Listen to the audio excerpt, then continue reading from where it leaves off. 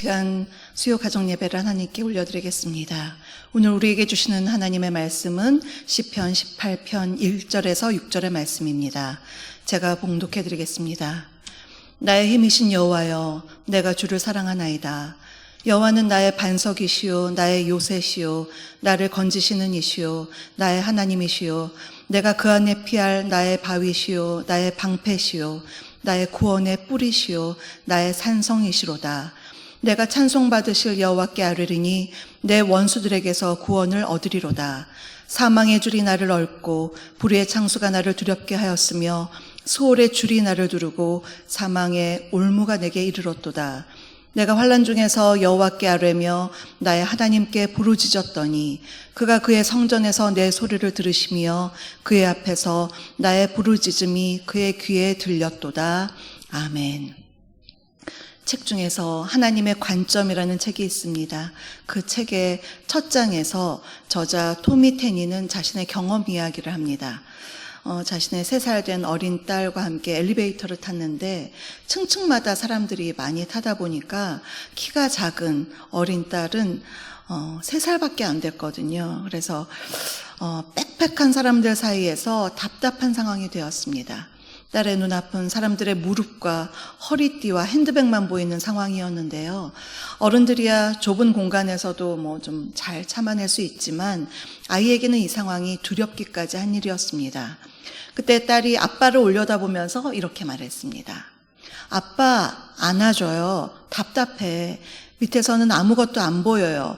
여기보다 더 잘 보였으면 좋겠어요. 그때 아빠 토미 테니는 딸의 말을 듣고 딸을 번쩍 이렇게 안아서 올려주었습니다. 그러자 딸은 아무 문제가 없었다는 듯이 있었습니다.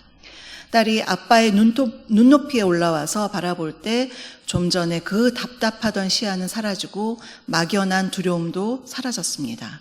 저자는 이 경험을 토대로 우리의 신앙생활도 이런 것이 아닐까 하는 생각으로 하나님의 관점이라는 제목의 책을 썼습니다. 우리가 인생을 살다 보면 참 캄캄한 경험을 할 수가 있습니다. 마치 그 어린 딸이 엘리베이터 안에서 경험한 것과 같은 앞뒤 좌우가 꽉 막힌 것 같은 경험입니다. 갑작스러운 질병, 절망케 하는 상황, 금전적인 압박, 사랑하는 이의 아픔, 나를 모함하는 소리, 배신, 이러한 상황 속에서 우리의 마음의 시야, 영적인 시야는 답답함과 두려움을 느낄 수 있습니다.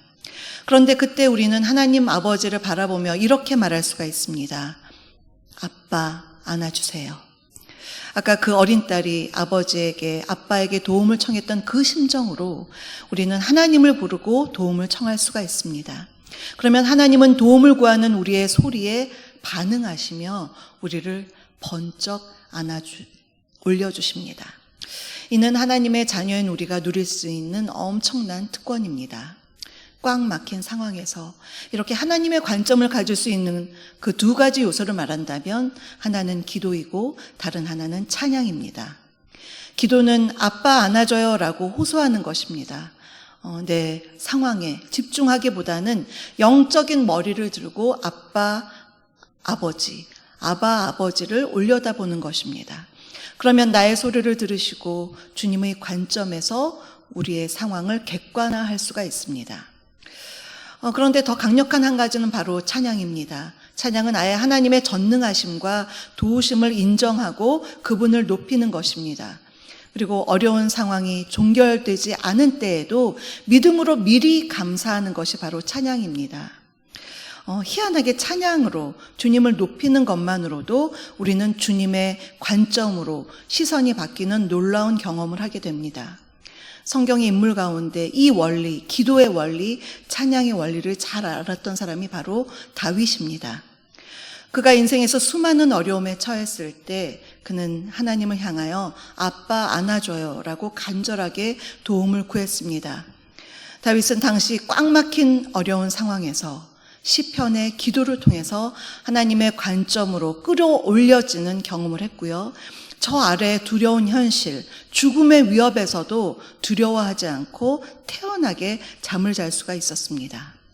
또한 그는 주님을 찬양하는 시편의 찬양을 통해서 이 땅의 온갖 문제를 넘어선 영원하신 창조주여 구원자이신 주님을 높임으로써 주님의 관점에까지 끌어올려지고 모든 상황 속에서 주님을 찬양하고 감사하는 그러한 차원에까지 이르게 되는 것을 보게 됩니다.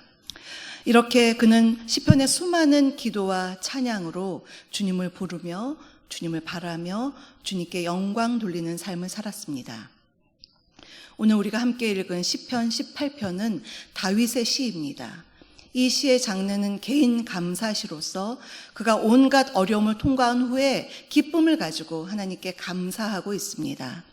이 시편의 표제어에는 그의 감사와 찬양의 이유가 나와 있는데요. 제가 이 표제어를 읽으면요. 여호와의 종 다윗의 시, 인도자를 따라 부르는 노래, 여호와께서 다윗을 그 모든 원수들의 손에서와 사울의 손에서 건져주신 날에 다윗이 이 노래의 말로 여호와께 아뢰어 이르되, 이것이 표제입니다. 다른 다윗의 시편의 표제와는 비교해서 굉장히 길이가 길죠. 그리고 구체적인 상황도 나와 있습니다. 또 특이한 것은 이 시편 18편은 사무엘하 22장의 내용과 내용이 똑같습니다. 이 시가 지어진 시기는 사울 왕이 사망한 후에 다윗이 온 이스라엘의 왕위로 즉위하고 또 주변 이방 족속들을 복속시켰던 그런 통치 초기의 시로 추정할 수가 있습니다. 시편 18편 1절에서 3절 본문을 보면요. 다윗은 하나님을 향한 무한한 사랑을 찬양하고 있습니다. 1절을 제가 다시 한번 읽겠습니다. 나의 힘이신 여호와여 내가 주를 사랑하나이다. 다윗은 생사를 넘나드는 그러한 수많은 전쟁을 참전했던 용맹스러웠던 용사였습니다. 그러나 그는 전투에서 승리할 때 그가 승리한 그 승리는 자신에게서 온 것이 아니라 하나님께로부터 온 것임을 잊지 않았습니다. 그래서 하나님께서 그 전쟁에 이기시도록 자신에게 힘과 능력 주셨다. 그래서 하나님은 나의 힘이십니다. 이렇게 먼저 고백하고 있습니다. 그러한 나의 힘이신 여호와께 그가 어떻게 고백하느냐?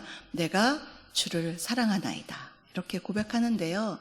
여기에서 사랑한다라는 이 동사가 미완료형입니다. 문법적으로. 그것은 무엇이냐면 하나님을 향한 깊은 사랑이 딱 끝나지 않고 계속 이어지고 있습니다. 그래서 내가 주를 사랑하나이다. 그 고백이 계속해서 이어지는 것입니다. 우리가 이 시편을 읽을 때 다윗의 마음처럼 읽어야 되겠습니다. 딱 끝나는 사랑이 아니라 주님 제가 정말 주님을 사랑합니다. 이렇게 지속되는 마음으로 이 시편 18편 1절을 읽어야 하겠습니다. 그리고 2절에서는요. 여러 가지 비유로 하나님을 찬양합니다. 여호와는 나의 반석이시오 나의 요새시오 나를 건지시는 이시오 나의 하나님이시오 내가 그 안에 피할 나의 바위시오 방패시오 나의 구원의 뿌리시오 나의 산성이시로다. 병법에 능했던 다윗은요. 요새, 반석, 방패, 산성과 같은 군사적인 용어를 써서 그러한 이미지를 써서 주님을 찬양하는데요. 이것은 머리에서 나온 고백이 아니죠. 구체적인 삶의 현장에서 경험한 하나님을 이렇게 비유로서 노래하고 있습니다. 다윗이 사람들에게 쫓기는 신세였을 때 자신을 은밀히 숨겨주신 하나님은 반석이시오 바위처럼 자신을 보호해 주셨고 또 적들의 쏟아지는 화살을 막아주는 큰 방패가 되셨습니다. 그 하나님을 찬양하고 있습니다.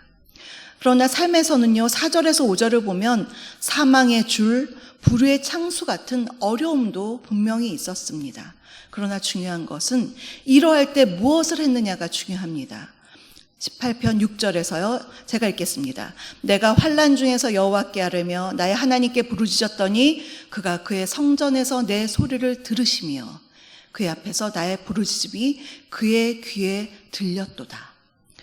희망도 방법도 보이지 않는 아주 극심한 환난 속에서 그가 여호와 하나님께 부르짖었더니 하나님께서 나의 소리를 들으셨다. 나의 부르짖음에 귀를 기울이셨다라고 그렇게 고백을 하고 있습니다. 여기서 다윗이 부르짖은 장소 정확히 명시되어 있지 않습니다. 광야 한복판인지 컴컴한 동굴인지 아니면 적군이 정말 몰려오는 적지인지 쓰여 있지 않습니다. 또 어느 때인지도 밝히고 있지는 않습니다. 우리로 말하면 나의 집 골방인지 예배당인지 또 사무실 책상인지 또 언제인지 우리가 알 수가 없습니다. 그러나 어느 곳이든지 어느 때이든지 그곳에서 내가 하나님께 부르짖고 성전에 계시는 저 천상에 계신 하나님을 향해서 우리가 부르짖으며 기도할 때 주님께서 나의 소리를 들으신다. 오늘 6절에서 약속의 말씀을 주고 계십니다. 사랑하는 성도 여러분, 오늘 여러분의 삶에 혹시 여러분의 가정에 어려움이 있으십니까? 불안한 미래와 삶의 압박으로 앞뒤가 꽉 막혀 있는 답답한 상황은 아니십니까? 그때 우리는 제가 처음 말씀드린 토미 테니 딸처럼 아빠 안아줘요. 이렇게 우리의 소리를 들으시는 하나님께 기도해야 하겠습니다. 또한 우리를 능히 도우실 하나님을 신뢰하며 주님을 찬양해야 하겠습니다. 그럴 때 우리가 상상할 수 없는 방법으로 주님이 응답해 주실 줄 믿습니다. 그러한 믿음으로 매일 승리하며 살아가시는 저와 여러분 되시기를 주님의 이름으로 축복합니다.